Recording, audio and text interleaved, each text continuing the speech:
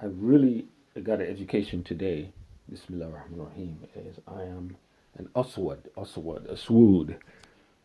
Afro-American Muslim here in Scandinavia who wants to nikah. I want to nikah a Gemuk woman, what they call Gemuk with Besar. Pingul, Besar, Dan Besar, Lebar, what in Kaki in Betis. Lebar, Besar, or what they call in Arabic, Junub Ariyat, what they call Munakabat, Muhajabat or Munakabat, with hijab, or Tudong, Munakabat, more Muhajabat, what they call a Junub Ariyat, Junub Ariyat Jaddan, or Junub Ariyat, or Asaq Tajil, or Ariyat Jaddan, Asaq or Asaq, I forget. But this main thing is a mutazima, somebody who is really into Islam, into the deen, not in an extremist sense, but as full as you can. And I watched the video of Al Jazeera. This is another reason why they want to get rid of Al Jazeera. Al Jazeera shows a lot of the poverty that's going on in the misery that's going on in the Arab world, but it's kind of like a Mubathin, Ikhwan Shayateen is kind of like a nifaq, because where it's broadcast from, they don't do the stuff for themselves, but they show everybody else's dirt. So it's very important that we get the cache of Al Jazeera videos before it's shut down and all that stuff disappears. It's very important, the whole digital cache of Al Jazeera videos. We get them. Very important. And memory as well. Very important. Very, very important. I'm really into the digital.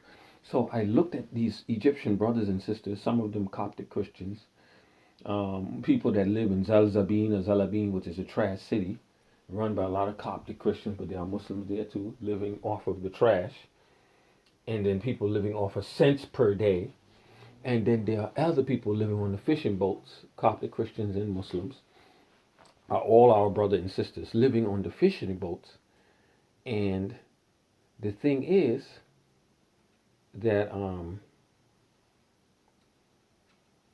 I'm here, I'm an American Muslim, I'm not hard on Islam, but I realized there was this vibration behind me. There's something to do with the Mormons, the Mormon energy, the Mormon church, some involvement with the vibration or whatever I could call it. I can't really discern it, what's going on around me and with me. And then the Ahmadiyya Muslims are the Islamic equivalent of the Mormons as to Christianity. The Ahmadiyyas are to Islam the same way as the Mormons, Joseph Smith, Ahmadiyya Ghulam Mirza Ahmed. It connected to me today after Salah al-Fajr. I make it everything in this room. So I see the people living on the boats in the Nile River in Egypt, and they're raising families, they're sleeping on the boats, they're washing themselves on the boats, cooking on the boats, cooking and eating, and everything on the boats, defecation, urination. They might pull the boat aside and do that somewhere in the bushes or whatever, but they're living all on these little small dinghy boats, not much bigger than the size of 2 of these beds, or maybe 3 of these beds lengthwise. And that's their livelihood. They don't have access to a bathroom, any of that, where there's a lot of women. There are women that have married multi-generationally men that's all they have is a boat and something to eat, and they marry and they live and they sleep, and then they make love making, what they call a jama', a gents. They have sex on the boats, every day on the boat, and send their school children, 2 and 3 children, raising them and eating food madamas, food in the kubas, and things like a Coca-Cola and all that. All these things are like luxuries to them, man. The meat, the lamb and sham that I have access. I got so much lamb, which is khuruf, by one of the companies that does zabiha. They told me they don't shoot it. The meat. They don't shoot the meat here, and the people identify all of themselves as Lutheran Christians. They stun it. But they stun it. It's a death, stunning, an inducement of electricity, which immediately which kills. It's not shooting. Shooting is it's not allowed here to shoot for commercial processes. Private hunters do it for the birds and livestock, geese or whatever, but not for the lamb, not khuruf. And then there are people, because the guy said there are Muslims doing it too. We have Muslim ways of killing the meat too here. And some of the producers, Iceland, that do producers for export. So some of the Muslim exporters, I have some of their meat, and I have big, huge chunks, kilograms of it, but I have no apartment I don't have any woman to help me share the expenses of getting a room or what is called a studio apartment. A studio apartment here would cost 1,000, let's say the worst case scenario, 1,600 US dollars per month. That's what a studio apartment here would cost. We have to be prepared to pay that. The jobs I have been offered easily pay that much for the rent. They can easily pay the rent. So what I'm saying is I wanted to cry. And then this thing of being Muslim, we said, Ashhadu an la ilaha illallah wa ashhadu, when I saw the poverty, Ashhadu anna Muhammad Rasulullah, it just bolted in me when I thought about it this morning, just now sitting on the bed, that these women are loving these men. They will love and they will die for these men, living on these dinghy boats on the Nile River, and they have no home. They have no house. They are basically homeless. And they love these men, and they don't even think about laying it down with nobody else out. Or being a sharmutu with anybody else. Just these men, everything about these men and these children. And I'm here, an American Muslim, who can transfer nationality to any woman that I marry, will become a part of America. Most powerful, potentially, one of the greatest countries on earth, not the only, but one of them. Another one is Russia, but not on the scale of America's standard of living. But Russia is getting me out. And I'm from California. I'm a Muslim. All I have is bad teeth, and I'm small, a little bit saggy, a little bit weak, because I don't have the regular coordination of a pyramid of meals, a private place to prepare the meals. And I have all this, and I'm almost 50 years old, 50 years old. I'm almost 50 years old, and I have all this trouble to get married. Oh, Hasbi Allah wa ni'mal wakeel. Hasbi Allah wa ni'mal wakeel. I can't even get married. Hasbi Allah. Where you got brothers living on a dinghy, on a fishing boat, and they're able to be halal with women, to be lawful and to be intimate with women. They got married, nikah, not zina. They get married to the women. They are married to the women. Ashhadu an la ilaha illallah wahdahu la sharika lah wa ashhadu anna Muhammadan abduhu, and you can't even get married. So I begin to augur and to begin to discern this is a shaitani thing, but it's not just a sihr or hasad or ayn or ghaibi type of thing. It's actually in processes. So it's like I have discerned that when they said the high rents in Hong Kong and the birth rates are declining in Hong Kong, and they were worried about declining birth rates in Hong Kong, and the British professor in Hong Kong, a British English professor, was talking about the problems throughout the other places in Europe where the birth replacement rate is dropping down, where they're not reproducing like mad, like South America or the Arab world or whatever. People don't care the little or nothing you have. They just want to be in love with somebody. They don't care. They don't care what it takes to be with somebody. They just want to hold and be intimate, but there's got to be some kind of control and say, look, we got more than enough people in the world. We don't need any more childbearing and all. We got enough. And the thing is, and they will have children left and right for you. Whereas the European woman has always been fickle. The European ancestry woman has always been fickle about bearing children out. Yeah, she doesn't want to be a man's incubator or pregnancy module. Kupsi wakabai.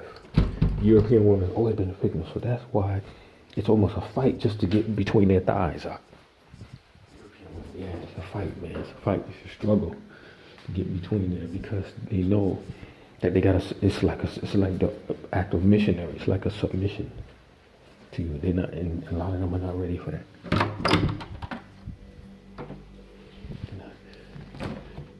So all this type of stuff, food, which I'm lamenting the other people coming back because I would have to give up. This is not a roast beef sandwich. This is not, but all the food that I have, I don't even have all of it with me. I have whole boxes of it, man. Of food, which the guy told me today is Saturday. It is July the 8th. He told me I have to take it by Sunday. And I don't have my own refrigerator. I don't have my own freezer. I don't have nothing. Yet a royal from the Khalij just spent 40 something million US dollars for a townhouse for the maids, for the servants, for the khadimat, just for the servants, $41 million. All I need to do is borrow 1%, 10% of 1% of that. I'll be okay straight. Yeah, 10% of 1%. You can't even reach these people. because they have these processes set up where they know a lot of people are asking them. We're trying to get to them for money. And they got these processes set up where you can't get to them, man. You can't reach them. You can't even talk to them. A lot of people are hungry. A lot of people are desperate. So now I know the desperation of the people of Masr when they seem greedy and they seem selfish and they're desperate and they want to get a hold of that money and they want to block you from getting money that they could have for themselves and their relatives. I see it now. I see the desperation of Egypt, Morocco, and other. Yeah, I see it now. I saw it from Al Jazeera, Yemen. So what these people are going through, it's like living hell, man, compared to what I'm going through. And I'm going through hell out of fear.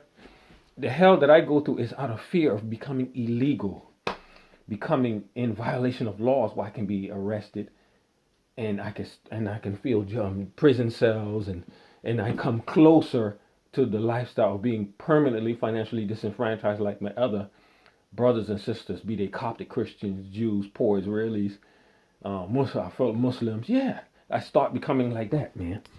And provided with no financial, with no economic way out. That's why I was telling you the demonic effort is sort of like a Nigel Farage of the UK, which I'm not saying he is, but the power structure behind him is industrial processes that have usurped or that have by hook or by crook, mostly by crook, that have finagled their way into money and into people's pockets perpetually. Just like the good Christian Icelandic gentleman said here, he's in debt for 60,000 euros just to pay for his apartment. He had to buy an apartment because he could never get a long enough lease to rent a decent place because they were always raising the prices for tourism and other stuff. So what the English professor, I'm digressing as I talk, I apologize, was inferring is that when the people don't have domicile or privacy in Hong Kong, then you have the declining birth rates. But he didn't outright say what I'm saying, that without a place to live, you can't have privacy to have sex, to have sexual and private intimate relations. And I think I augur, A-U-G-U-R, that this is a social engineering ploy. It's a tool, it's a machination involving a lot of agencies, including law enforcement and intelligence, as well as regulatory agencies of municipalities, city, state government, to penalize, to make it a penalizing, a penalty type of culture towards having that type of thing from, pushing it or dissuading it away from or repelling undesirable ethnicities or undesirable populations from getting access to that, because then they'll start birthing left and right. Like you see a lot of the Afro Americans, we really can't so much. There's a lot of things. That's why a lot of men are homeless, because their penises are always, if they have the things that attract a woman, and that's one of the biggest things that a woman respects, is she wants to see your hygiene, grooming, and she wants to see a domicile where the grooming is the same. Those are things that she feels safe. She feels safe, and if they vacate that from you, then you're of no use to her. You're of no use to any woman. They vacate the rudimentary things that would make you useful to any woman. It's a very, very brilliant type of a ploy. Very brilliant, very clever, man.